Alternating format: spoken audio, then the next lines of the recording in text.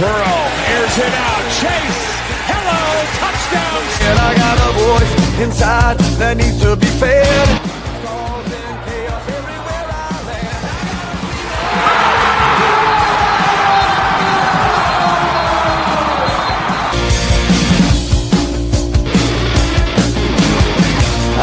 Are two of the best historically, just not thus far.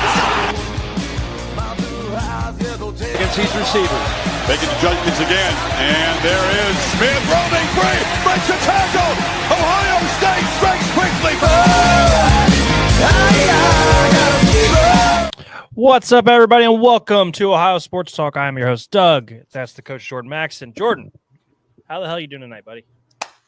We're doing good, man. If we can ever get this rain to stop, that would be fantastic for both mowing some grass and doing a little bit of softball with the girls. But other than that, Douglas, personal life is great.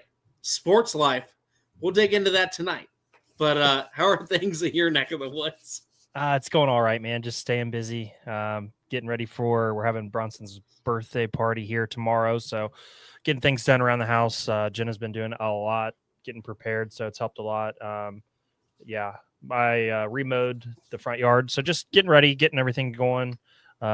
So big day tomorrow. So looking forward to that. But Jordan, we got a loaded show tonight, man. We've got Cavs, we've got Reds who have the bases loaded with one out right now. We've got some FC Cincinnati chatter. We've got Ohio State basketball, Ohio State lacrosse. What else, man? I mean, we've got our big interview with Ryan Gallagher, the GM of the Dayton Dutch Lions. So we'll be learning a little bit more about the Dutch Lions tonight. So I hope everybody's intrigued and ready to learn a little bit more about one of Ohio's soccer clubs. So huge show for us tonight. I'm beyond excited. Roger was in the chat early. You know, everybody's in here ready to go, and I'm pumped up, buddy. So let's go to the Reds first, man. I know the game's tight. I know the series, has kind of been a little bit of a roller coaster, Jordan. But overall, I feel like we're playing a good Braves team, pretty close. I mean, it's 2-1 right now, bases juiced with TJ Friedel up. But, man, it feels like if we can win this game tonight, it's 2-2. Okay, they just scored. Awesome. Fantastic. 2-2 live update. It feels like this has been a good close series. I know those first two games didn't go our way. Some of the clutch hitting wasn't there, but, won the game last night after Hunter Green hurt his groin. That was devastating, dude. Gonna miss two starts is the official. Yeah, what is that? It's a 10. He's on the 10-day IL. 15-day IL. Okay, even worse. Thanks for making that much worse. It's been that kind of week for Ohio, Doug. Yeah, it really has. So he's on the injured list. He'll miss at least 2 starts. They're expecting him back against the Cubs in late May. And then Austin Hayes still dealing with his injury. Hoping we can get him back soon.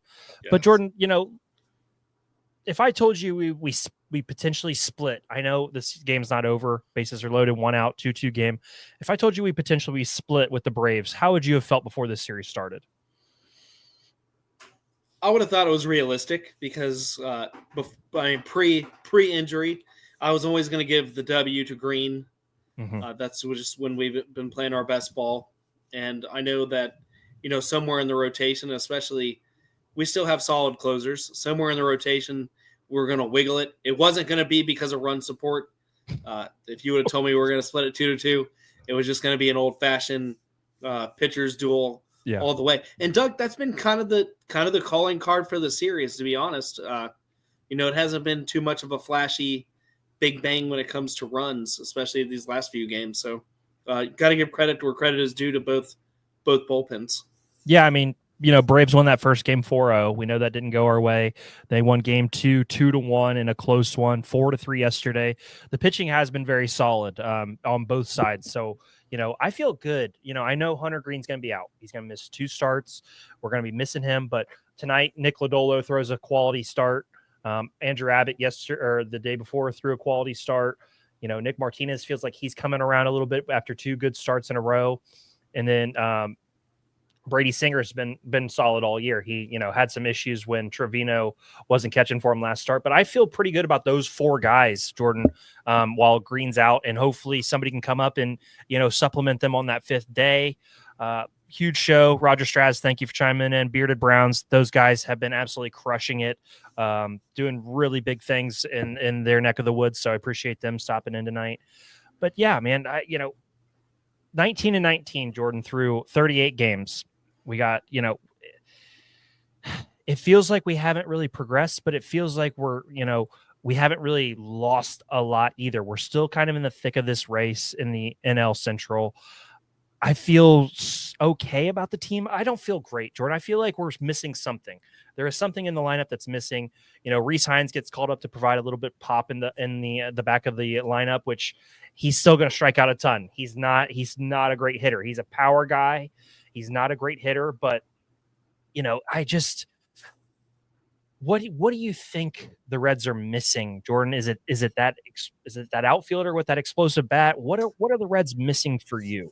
Well, I mean, we know Austin is going to come back. He's eligible to come back as of today, so that is some positivity there for the outfield and especially for the lineup. But Doug, it's that one slugger. We're just missing that. Oh, Ellie strikes out with the bases loaded. Your stream is ahead of mine. So, oh my God, dude, come on. Did I tell you I broke down and got FanDuel? So, you needed it. I People were worried. That sucks, man. Ellie, as good as Ellie is, it just feels like he never has that clutch hit. Does that sound right to you? It feels like he's just because most of his home runs, some of that clutch. Most of his home runs are nobody on base. It's a lot. It's a lot of solo shots, Doug. And right there, I'm not saying we needed the granddaddy of them all. I mean, don't get me wrong. That would have. I'm been not asking for a grand slam. I'm asking for a single, or get walked. Would have ducked two in. A walk would have been clutch. I just feel like he doesn't get the clutch hit. And no, I'm talking about late game situations, bases loaded situations. I feel like he just doesn't get the clutch hit when the Reds really need it. And we've really needed him in the clutch to do a little bit more. He's having a solid season. I think he's hitting 265. He's got 5 home runs, 6 home runs. He's still doing great on the base paths. He's leading us in RBIs. I know he's doing a lot, but man, that next step is those clutch, big time moments when the team needs you to separate in a game, in a 2-2 game, Jordan, in the top of the 7th, when we really need you, man. He just feels like he doesn't have those moments. Roger chimes in, grand slam versus the Pirates. Yeah, that was epic. I'm just saying, I'm talking about clutch moments. I'm talking about clutch moments. I just think he needs to come through a little bit more. Hasn't homered since April 20th per Roger. That's a little bit of a drought. That's not ideal for our best power hitter right now. Yeah. Bearded Browns. Doug has those Titanics I'll never let go eyes. Yeah, man. We get sentimental down here. But Jordan, 19-19. I gotta take a drink. I gotta take a drink after that comment. 19-19. We're battling here tonight with the Braves. We could really use a win. I mean, man, if we could pull this one out somehow tonight, that'd be awesome. Then we travel to Houston, Jordan. That's going to be tough. They're always tough. We've got Martinez game 1, Singer game 2, Abbott game 3. I feel good about our starting pitching in the rotation. Then we've got the White Sox for 3 games. We've got to take advantage of those games, Jordan. We have got to take advantage of those White Sox games here next week. Those are games that we've got to have a sweep here because Milwaukee's figuring it out a little bit. The Cubs are still playing good baseball. There's 3 teams, like Roger said, tied with 19-19. So we've got to find a way to separate a little bit here and, pick it up because St. Louis is at 19-19 also. Pittsburgh just fired their manager today. We'll see what that does, if there's any juice for them there. But, if I had to grade the Reds right now through 38 games, I'd say, C. Does that feel fair? It feels 100. I'd say C plus only because we're actually seeing some accountability with the coaching staff and the management. I see moves. I see moves that were made. I see guys that have been not necessarily axed, but held accountable, sent down, sent back up. You're seeing some lineup changes. You're hearing the right things, at least from the skipper. And that to me means a lot because that's something we were really, really hard on in the first 3 weeks of the season, that there was just zero accountability. It was just kind of the let's roll out the mat, the same team over and over. The definition of insanity, just trying it and trying it again. But so I say a C plus. I say you have to look a little bit on what Terry's doing and recognize that with what he has, the recipe that it will, you can only do so much. It could be a nice kitchen, but if you don't have everything in your kitchen, sometimes you're just going to produce a little bit less quality. So, in my opinion, he's doing the best with what he has. So C plus. I wouldn't go any higher than that at the moment. Pirates season is over. Elliot says their 2026, 2027, 2028, 2029 season is over. 29? Jeez, 9? that's rough. But hey, we're going to keep looking in at this Reds game. They've got one out in the bottom of the 7th with Richardson in against the Braves. So we'll keep looking at that. Jordan, let's talk about our Cleveland Cavaliers. Oh, buddy.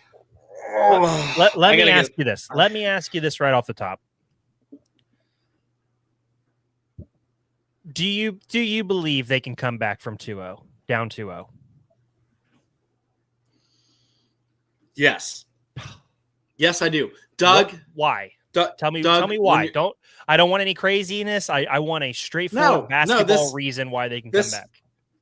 This is a straightforward reason right here. You look at the first 2 games statistically, both of them. I know we came up with the L, Doug. There's a lot of areas that we outplayed Indiana. You wanted the coaching perspective. You wanted the basketball perspective. I'm giving you it before you take that breath. The one thing we're not doing, we're not closing out the games, and we're not finishing it. Some of that we can say the injury bug. That is certainly a factor. Some of that is guys have just gone cold, and that's unfortunately a part of the game. So I'm looking at Game 3. I know it's in Indiana, but I'm looking in Game 3. Doug, this is where they got to put it together, regardless of who comes back for reinforcements. Ty Jerome is not going to miss 14 shots. I edited myself. Is not going to miss 14 shots again, at least in this year. It's not going to happen, Doug. Things are going to get better. Donovan Mitchell is going to be Donovan Mitchell. We've seen that in Game 1 and 2. I'm not worried about him. It's all about the supporting cast. Strus looked a lot more comfortable. Miami Max did show up. But they attacked the rim, Doug. That's something in Game 2. They didn't just settle for the 3. You saw Isaac Okoro go to the rim and clean things up, put it in. You saw Jared Allen have an absolute great game. He said it wasn't enough, so openly went on the mic and said, I have to do better. Those are the great things you want to hear. So you look at the style of play, Kenny Atkinson made the right adjustments. We just didn't close it out. And between his coaching and our talent, with or without the reinforcements, Indiana won a skin game, Doug, with 2 All-Stars out. So you have to also factor that in. This is going to be a war. This is going to be Cavs in 7. I'm calling it right now. We're going to go to Indiana. We're going to take 2. We're going to even out the series, and it's going to be a fighter's fight. And how we're going to do it, Douglas, it's going to be the inside game. It's going to go back to the paint, keep those adjustments that Kenny Atkinson made. Our guys are going to hit those shots they missed, and we're going to come back.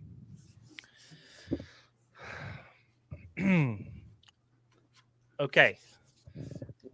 Here's the thing. I don't care who's out of the game in the NBA.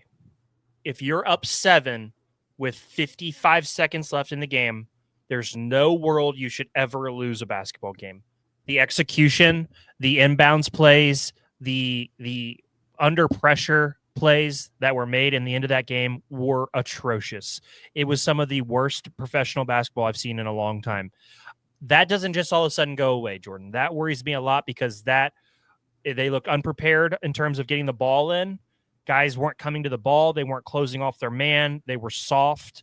The rebound that they got for the Halliburton 3, Mitchell didn't grab it. I know he admitted that on the microphone. I respect him a lot for saying that it was his fault. There's just plays throughout the game where it feels like the Cavs are not tough enough. And that was a problem for us last year and the year before, Jordan. Go ahead. I thought that was a coaching error too, and I put it on X when they subbed out Dean Wade on that rebound play you're talking about or Donovan Mitchell took responsibility, but Ty Jerome was lazy as hell too, and he was even called out by the commentators in live time. You don't. I know there's a strategy there, but if you think there's a rebound, you shouldn't take the guy who's been rebounding the ball efficiently all night off the line because you're thinking about the next play. You've got to keep Dean Wade in there because Ty Jerome wasn't having that kind of night. I think that was a Kenny Atkinson foul up, and I even called it. That was a huge coaching error, in my opinion.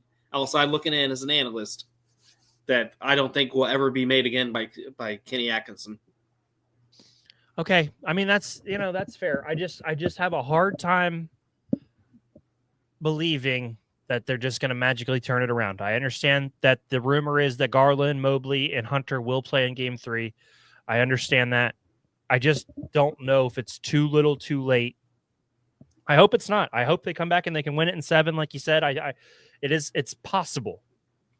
I think it's extremely unlikely. When you lose a game, when you were up by as much as the Cavs were up by, when Donovan Mitchell has 48 points, he gets 21 free throw attempts, it's really hard to regroup and reprioritize the game. Yeah, the Cavs they've shot under 30% in both of these first 2 games. I hope that doesn't continue, but it just feels like a massive hill to climb right now, and I don't think I've seen the resolve from the Cavs in playoff situations in the past to give me any hope that they're going to do it this year. Does that feel fair? We've been soft in the past. We've had injuries. I understand that last year Mitchell went down and they still battled their asses off, but there's still, to me, there's still something soft about the Cavs on the court. Missing games because you're hurt and you legitimately can't play, that's not soft. I know we've had some of that chatter. I know Garland wants to be out there. Kenny Atkinson said it today. He said it's a medical reason why they're not letting him play. So, but I just feel like on the court in certain moments, there are lapses where this team is not as tough as they should be. And that continues to haunt them. And that's why I don't think they'll be able to come back in this series, Jordan. I think they can push it to 6 and they'll lose in the 6th game because I haven't seen it from them. I'm worried. I respect that, but I see the edginess. I think from Garland I think missing Garland takes away a lot of edginess, but I'm still seeing a Jared Allen, playing his ass off, doing well. Playing your ass off is not the same thing as being tough in the big moments. It's not the same thing. I don't see the lights being too bright on this team just yet. I don't see the team from 2 years ago. It has been too bright because they've shot like shit, Jordan. They're not played well enough to win. In the biggest moments of the game, the lights were too bright on Game 2 because they pissed down their leg and they lost when they were up 7 with 50 some seconds to go. That is the lights being too bright. That's exactly what that means. So yes, that is still an issue. Ty Jerome was 1 of 14. That is the definition of lights too bright. What has changed? I know this is Ty Jerome's first attempt in the playoffs. It's a lot to ask for, but you can't tell me that you don't think the lights are too bright when these are the results. I understand they're hurt. I don't know. You can't, when your star player has 48 points and you're up 7 with 50 seconds left, to me, that is a massive choke job and that is hard to recover from. That is the definition of the lights too bright. Mitchell, with that dumbass turnover, offensive foul for whatever reason, he should have caught it in a jump stop. He was trying to go too fast, and then the pass by Max Strus, Ty Jerome did not seal his guy. Turnover, rebound. Nobody boxes out. Pacers get the rebound. Game-winning 3 by Halliburton. That's soft. That's moments too big, and that's exactly what that was. So you cannot tell me that this team. Maybe in Game 3 they'll show me. They got to show me. But until I see it, I don't believe it with this team. And I'm sorry, great regular season, but it's over. Pacers in 6. I understand that. I changed my pick. Pacers in 6 also. I have to see it. I've got to see it, Jordan. I've got to see it. What else you got here? We've got Game 5 tomorrow. Game 5 tomorrow. Or game I think 3, we've summed it up. Game 3 tomorrow. I think we've summed it up perfectly. Tell me what it's going to be. 7:30 ESPN. Season on the line, Jordan. Season on the line. Does Garland suit up? Does Mobley suit up? Does DeAndre Hunter suit up? Season on the line tomorrow night. Do they play? I think Garland and Hunter plays. I think my gut feeling tells me that Garland misses this game. I think it's going to be DeAndre Hunter, Evan Mobley out there. Garland misses this game. But give me a 115-105 Cavs win. I think they come out and make a statement. All right. There you guys heard it. 115-105. Jordan believes the Cavs win. I hope he's right, man. Quick shout out to Angel. Those hats look crisp. Thank you, sir. We keep getting compliments. Well worth it. Well worth it. Doug is so fired up. I love it. It's a pain. It's pain. It's years of being pushed down and just I'm not there yet. Maybe Monday. Maybe Monday I get on here. Maybe Monday I'll be pushed down enough. All right, let's keep it going. Let's talk, Jordan. A little news and notes section. FC Cincinnati back on the pitch this weekend. Jordan, hey, it's time for another winning streak. Is that the way you're looking at it, Jordan? These guys get back to it. That's fair, and we talked about that Monday, Doug. That games happen, fatigue happens. We're going to expect some role players to kind of step up outside of our two guys, outside of Dinky and company. But FC rolls. This was just a bad game against New York. They were outplayed. They were outplayed in the shot selection. The targets on goal were outplayed, which is very rare for FC. I don't see it happening 2 nights in a row. We get our feet back in it. We get back in the East, and we pull our pants back up. Give me a 2-1 win here. As I definitely want to see Dinky get a goal also, but I want to see one of the other guys. I want to see one of the other guys get a goal. I want to see somebody, that if that means Evander setting him up with an assist, I want to see one of the other guys get a goal. We know Dinky and Evander can get it done at a high level, but I need to see somebody else step up and do it like you said. You said 2-1. I said 2-1. I'm going to piggyback also. I'm going to go 2-1 also. I think we're better than Austin FC. They've got 16 points. They're 5-1-5. We're 7-1-3, 22 points. They're kind of a middle of the West type team. So yeah, give me. I'm going to take it a step further, Jordan. I'm going 3-1. I think Dinky gets on the board. I think 2 of the other guys get on the board also to kind of break that spell of Dinky and Evander both have 6 goals each. We've got to get somebody else going a little bit. And if maybe that's Santos, maybe that's your guy Santos who can step up and make something happen. Hope so, because I had high hopes I spoke very highly of Santos in the preseason when we got that lineup all hashed out. So I'd love for him if the time is now. I mean, we're right in a position to really get back in the thick of things. Jordan is a homer like myself. You know what? You're right. Jordan is a homer. He will badmouth the Bengals all offseason. Game 1, win. Game 2, win. But no, Jordan, I'm excited. We've really enjoyed the FC season. They play 7:30 Saturday night on MLS Season Pass, so we'll definitely be there checking that one out. Looking forward to watching the boys get back out there on the pitch. Next on the agenda, Jordan, we've got a little more news and notes, AFC North edition. Jordan, we've got some news in the AFC North. The Pittsburgh Steelers have traded Pickens to Dallas.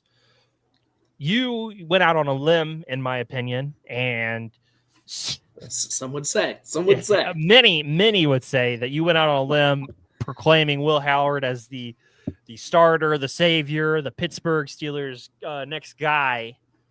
After the Pickens trade, you thought that was a clearing of the deck chemistry-wise, or what was the thought process there? Well, 100%. You cut out the cancer. Pickens is a cancer to the locker room, a cancer to the team. You bring in whether you think Rudolph's the starting guy week 1 or not, this is Will Howard's job to lose until further notice. Jesus, that is bold.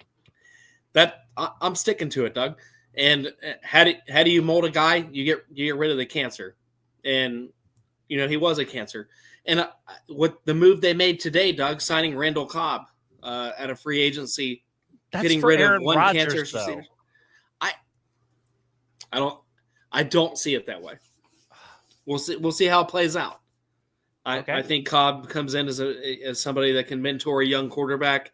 Getting a veteran receiver is never a bad thing when you have a young roster, and that's just the way I see it. I mean, I can see that logic, but it's very clearly setting up for Aaron Rodgers to be the guy. That doesn't mean Will Howard can't be the guy eventually, in my opinion, but you proclaiming him as the guy this year seems bold to me. We'll see if Aaron Rodgers gets past week 1. I mean, the turf might come back out. So. Wow. Okay.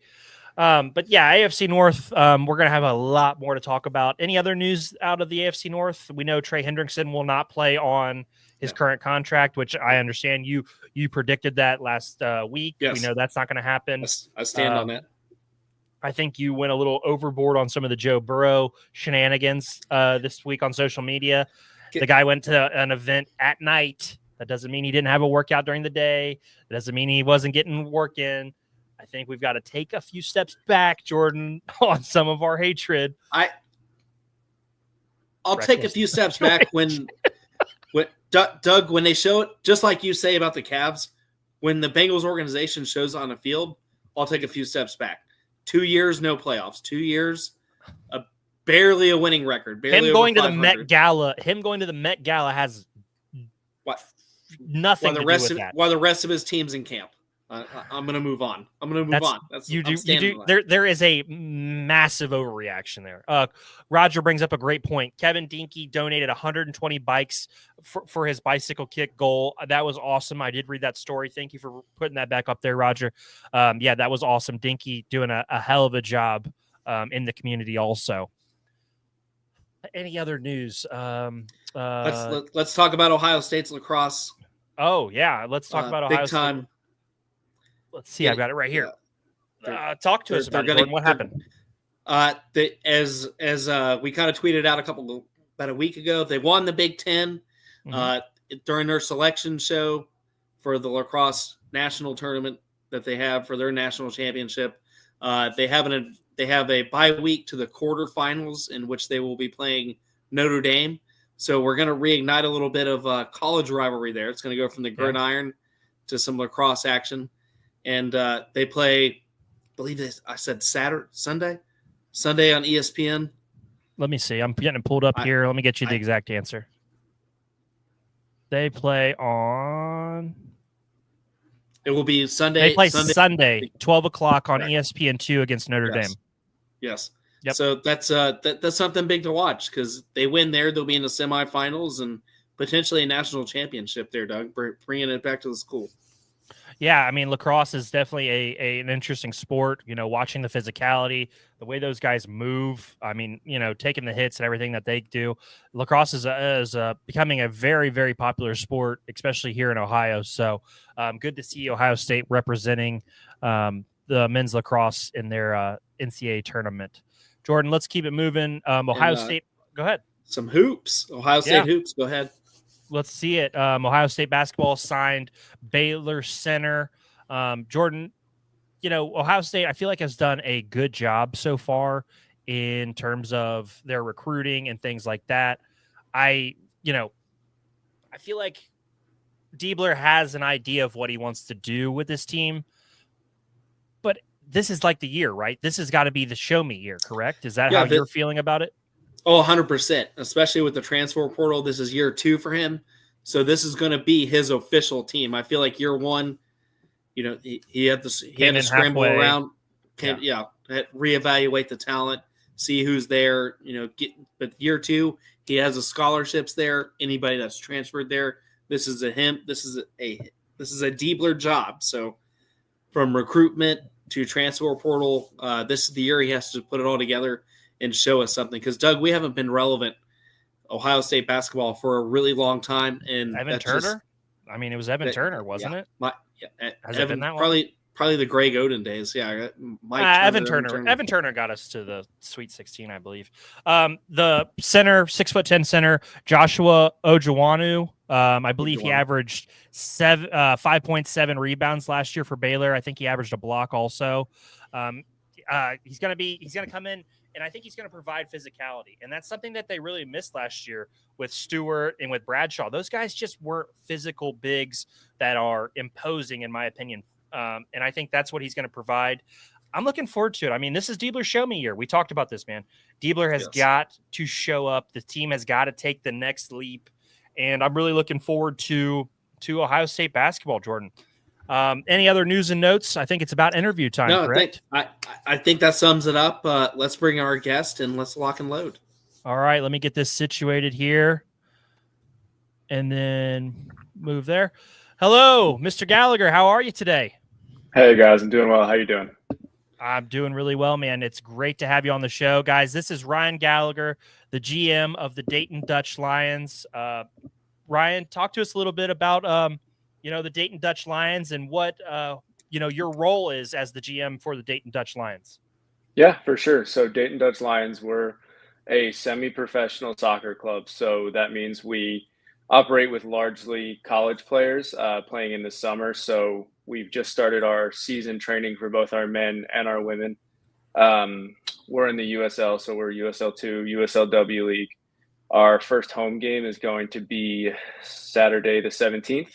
We'll have the reigning conference champion Fort Wayne in town.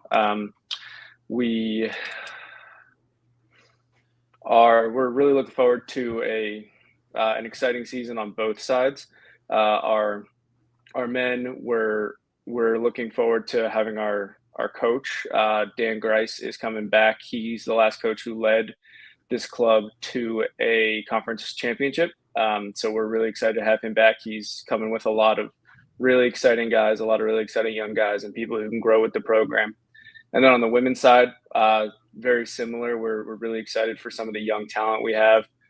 We have some players who have been playing on youth national teams. So some really exciting soccer coming our way here. My role is really overseeing anything and everything with the club that involves recruitment, that involves game operations. So really, if the Dutch Lions are a part of it, it's my role. Okay, my next question for you. Now, Jordan and I we've obviously been talking to you behind the scenes and then on social media. And then you guys, quick heads up for everybody, we'd love for you to come out to a game. You guys play at your home games at West Carrollton High School soccer field, correct? Yes, that's correct. And so, yeah, for us, that's right up the road. But how do you guys add players to the team? We saw the list of, incoming college players. How does that work? How do you guys decide, is it a draft? How does that work? Can you explain that process to us of adding players to the team? Yeah. So it's recruitment. It is a lot of what college coaches are doing. It's going out, it's finding people who people who have kind of played in the system that you're looking for, people that have played for you in previous years. So it's going out, it's talking to college coaches, having relationships with local college coaches is humongous. Just bringing in people that you think are really going to fit your system best and are going to be able to represent you best on and off the field. And then, what kind of process is that for you behind the scenes? Is that watching a lot of film? Is that by word of mouth? Like, how do you get to see all these different players? Because you got two players from Wright State, one from Wilmington, one from Temple, one from Union. I mean, kind of spread out there a little bit. So how does that process really happen of finding players at this level? Yeah, so a lot of it is watching film. It is kind of doing the dirty work and looking and trying to figure out exactly who's going to be available and who's going to stick around in the country and who wants to go travel and who wants to go doing all these different things. And then a lot of it is just building these relationships with college coaches to make sure that they know that where they're sending their players is going to be a quality training environment, a quality playing environment, and making sure that they're going to be taken care of. So a lot of it is it's trusting college coaches, it's trusting other people that the recruiting process it's a lot of just kind of making sure you're getting the right players for your system, weeding out because we have a lot of players reach out to us every single year, ask, see if there are spots on the team, see if there are additional housing spots, things like that. So it is a lot of just kind of making sure that you're working with the right type of people and you're trusting the coaches and you're providing that quality training environment. Do you show up to a lot of college games? Do you guys go out and kind of scout the local talent when it comes Yeah. to colleges playing? Okay. Absolutely. Yeah. We go to as many as we can. Yeah, when you said tape, I didn't know if that, got to actually include recruiting trips like that. For my next question for you guys. So you have, you're getting the coach back. What kind of system are we looking to run this year? What are we looking forward from the team? What are, do you have a couple players to watch? What give us a little bit more insight on the actual team that you guys have put together so far? Yeah, for sure. So being the Dutch Lions, we're going to play total football. So it's was famous before. Ted Lasso made it even more famous. I was going to say that's yeah. Oh, so you're playing. Okay. Yep. No, that's funny. Yep. We are total football. We're going to have Jamie Tart out there.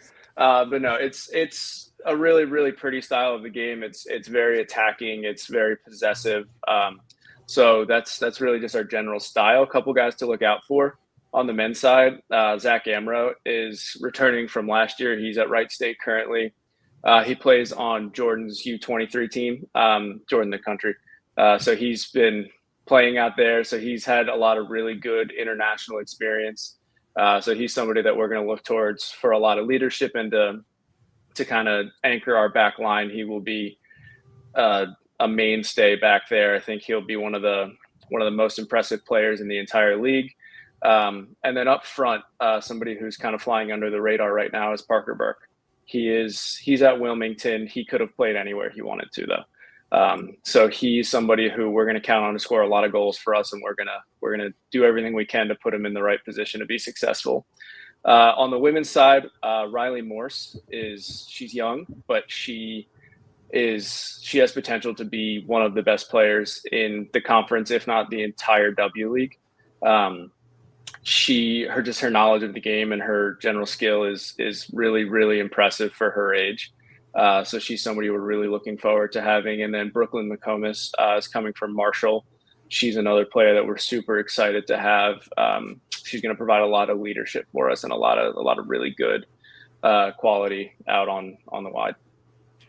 That's great. And now obviously we'll repost these and, make sure people get this. 100%. But, how do you, I guess, because we're still learning, we're trying to get more involved into this. Is this a contract for a year? How does that part of the equation work? Is it, are you signing players for, 1 year and then an option? How does that side of things work? The more of the business side. Yeah. So since it's semi-pro, there's no contracts really. There are agreements. So when we have a player who agrees to play for us, who we mutually agree, we have them sign an agreement. But since there's no payment, it's not quite as you'd see at a professional level. So we have our players come in, are the agreements for the season. So our season's going to be May until July. And then from there, it's not an option that we get to bring you back if we choose. Just because these are still amateur players, we don't really have a claim over them. Obviously, we're going to create the environment that we hope that they want to come back. But it's really just a season, and then there are in-season transfers as well. You can move players kind of throughout if players decide they need to go home for something, or if something comes up, players can move around a little bit. It's not super common in the semi-pro levels, but it can happen. Are there any kind of trades, or is it just the transfer? Is a trade. Just transfer? Pretty, similar to a trade. Yeah, it's not so much you're getting something back. It's more this player, you're not going to be able to get anything out of them anymore because they have to leave anyway. So you're not really trading player for player. It's more putting this player back in a better position for themselves. And do you guys have any affiliations with MLS or any other kind of leagues that are higher, or any kind of internet? Because you spoke on you're basically what I would consider almost your team captain doing international play. Do you guys have any affiliations with any other leagues or any other places they try to ascend to? Yeah. So in the USL, it's part of the US soccer pyramid. So on the men's side, we're in the 4th division. So the top division is the MLS. Second division is what's called the USL Championship, and then third division is USL League One. and then we are USL League 2 in the 4th division. So USL League 1 championship and MLS are all professional. So a lot of these players will, or not a lot, but some of these players will definitely be moving up into the League 1 and the championship and the MLS levels. There are players every year that get drafted into the MLS. There are players that sign contracts in League 1 and sign contracts in the championship this year. We'll have a player who actually played in League 1 a couple years ago and is working to make his way back there. So there are some strong relationships there. We try to build strong relationships with those clubs in those higher divisions. And then on the women's side is similar. There are less steps in the pyramid. So there's just professional and amateur. It's the USL Super League is the league that we would feed into. There's going to be more professional women's divisions coming soon. But at the moment, it's just professional and amateur. So there are still some strong relationships there. That's awesome. Talk to us a little bit about the history of the Dutch Lions. You know, when did this club start? How did this all come together? Can you give us a little background on the Dutch Lions and you know, some of the just the origins of the club? Yeah. So 2009 was when the Dayton Dutch Lions started. We're part of the Dutch Lions Capital Group. So Dutch Lions FC is housed in Holland. There are 9 clubs in the U.S. Dayton is the oldest, but then there's teams in Chicago. There's a couple in California, Minnesota, Texas, and Florida. So we have a couple clubs kind of throughout the country that we have good relationships with. We all operate under the same capital group, but Dayton's the oldest one. So Dayton started in 2009 on the men's side. They were in an earlier version of what's now League 2. It was the PDL at the time. So they played there for a couple years, and then they actually moved up to USL Pro. So that is what is now equivalent to the USL Championship. So we played professionally for 2 or 3 years. We were at West Carrollton. And then the club moved down to Cincinnati to kind of grow a bit. And then it has now turned into what is FC Cincinnati and what is this conglomerate. So cool. An FC Cincinnati is a fantastic club. They do a lot of things really, really well. While we don't have any official affiliation with them, we try to keep really strong relationships with them. I spent time working there. We have people on our staff who have been there. We do everything we can to just keep a really strong relationship there.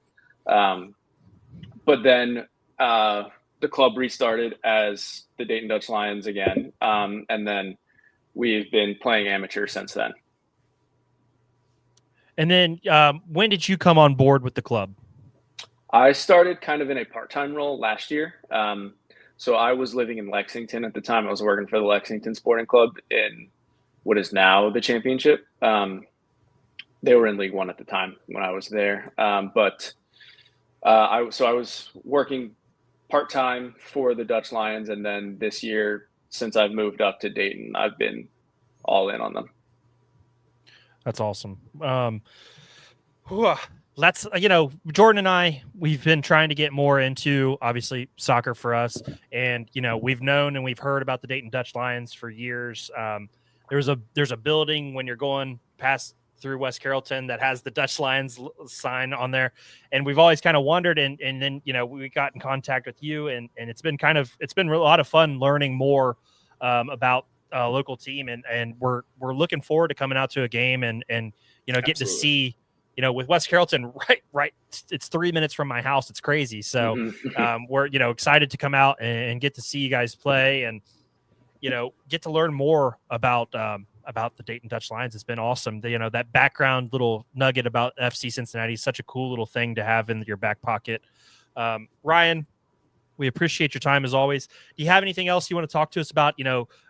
First home game. When is that again? May 17th, 7 p.m. And then is there any ways currently, I know there's some things working on, is there a way for people to watch you guys that can't make it to the stadium? Yes, all of our matches will be streamed on Sports Engine Play. That's the USL streaming website.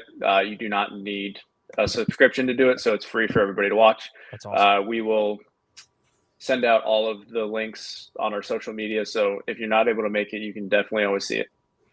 And that's going to be huge because, even in the comments as you were talking, we've got people talking about, it's great to hear about this club. It's great to, get some background information on these guys. So I think it's very helpful, and we're going to be, putting some more time into, obviously, you guys and put some more of that stuff out there because it matters. And, our very own Roger Straz, who helps us with our Reds show, he tried out for the team in 2011. So he's got a connection there also. And we really, we appreciate that. And Jordan and I are trying to take, soccer more serious. And it's been great to learn a little bit more about you guys. So we definitely appreciate that.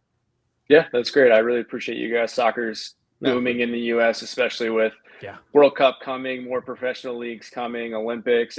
Soccer is here to stay, and it's going to keep growing. And Dayton Dutch Lions are the same way. We're just going to keep growing. We're improving every year. We're improving our community outreach. We're doing everything we can to make sure when people think soccer in Dayton, they think of the Dayton Dutch Lions. No, and that's awesome. I'd love to get a couple of your players on, with your permission, of course. Yeah, absolutely. We'd love that. Get them, especially when the season approaches or right before.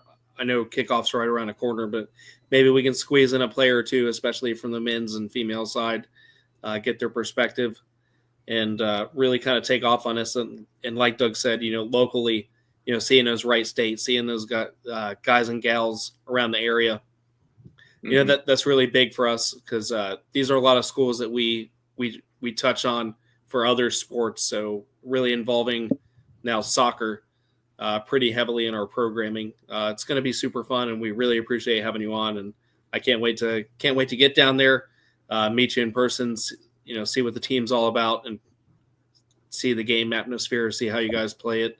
Definitely want to get that link on for those that can't come out to the game, that can watch the game on our X and some of our other sites. But, this is going to be super fun. I think this is going to be a great relationship. So we appreciate your time, sir. Yeah, absolutely. I'm really excited for this. I'm very thankful for you guys for having me on here and for talking about Dutch Lions. We're here to stay, and I'm glad that we can work together to help grow. Of course. All right, Ryan, it's been fun. We'll hit you up there after the show. Definitely appreciate your time, guys. Dayton Dutch Lions, Ryan Gallagher, the GM. If you have some time, go check out the socials. They're always posted on Instagram. They're always putting things out there. I know not a spa day, a recovery day the other day on Instagram. That was really cool to see. So a lot going on with the Dayton Dutch Lions, and they're here to stay, like you heard from Ryan. So thank you, Ryan, and we will talk soon. Okay. All right, sounds good. Thanks, guys. I appreciate it. Thank you, Jordan. That was cool. That's awesome. That was really cool. Ryan took time out of his busy schedule. When you're boots on the ground like that, and you're doing the recruiting, you're doing all that different stuff. It's nice to get a couple minutes from him. Obviously, you can see how passionate he is about this and how he wants to improve the club. And we appreciate connecting with him and him spending some time. We're doing a little work behind the scenes with those guys, so that's really been a lot of fun too. Hell of a show tonight, Jordan. 1,400 live viewers. I want to appreciate everybody in the comments. Roger Straz, the Bearded Browns podcast, all those people who take the time out of their day to comment and watch our show. It means a lot to us. And Reds 4-4 right now in the bottom of the ninth. Graham Ashcraft has given up 2 runs here. Oh, that's just so painful. Reese Hines hit the home run, Jordan. Our guy Reese Hines hits the home run. It was hard not to say anything during the interview, but I did. Oh my God! I did take a little peek up, like I was thinking about us. I was thinking about us and just that magical run last year, where it was just the best week to be a Reds fan ever, when he was just hitting dinger after dinger after dinger. Or as Seamus would say, banger after banger. That was actually pretty cool. Good get, guys. Thank you, guys. And, obviously you guys being up in Cleveland, I know it's a little bit different, but, it's cool. Soccer's really taken off here, and it's big in this area. So Graham Ashcraft does get out of the 9th inning, Jordan. So we will have the top of the 10th here coming up. But great show tonight, Jordan. We covered a lot, dude. We had the Reds. We've talked about them. We talked about the Cavs. You think they're going 7? 7, baby. I hope you're right. I'm putting I really hope you're right. If I could draw tears under my eyes, I would. FC Cincinnati, big game this weekend. Ohio State Lacrosse, big game this weekend against Notre Dame. Ohio State on the recruiting trail. And then obviously the Dayton Dutch Lions. We're going to be chiming in on them all year. We're going to go out to a game. We'll do a little social media for that. Man, take the stickers off the hat. We want you to know they're fresh and they're still new. We want you to know they're fresh and they're still new. Yeah. Fresh out of the box. So no, man, but great show tonight. The Rock and Roll Hall of Fame. Fresh and so clean. Guys, check us out on Instagram. Check us out on YouTube. Hit that subscribe button. You can have an Ohio Sports Talk official sticker. Hit that subscribe button. Help us to get DM me 30 subscribers. Appreciate you guys on social media interacting with us. It means a lot. And guys, we'll be back live Monday night, 9:00. Hopefully with good Cavs news, good Reds news. I know we're Ohio sports fans, so it's going to be tough to get great news all weekend, but we're going to try our damnedest. And it's been a hell of a show, guys. We will see you live Monday night, 9:00. Thanks again. See you later.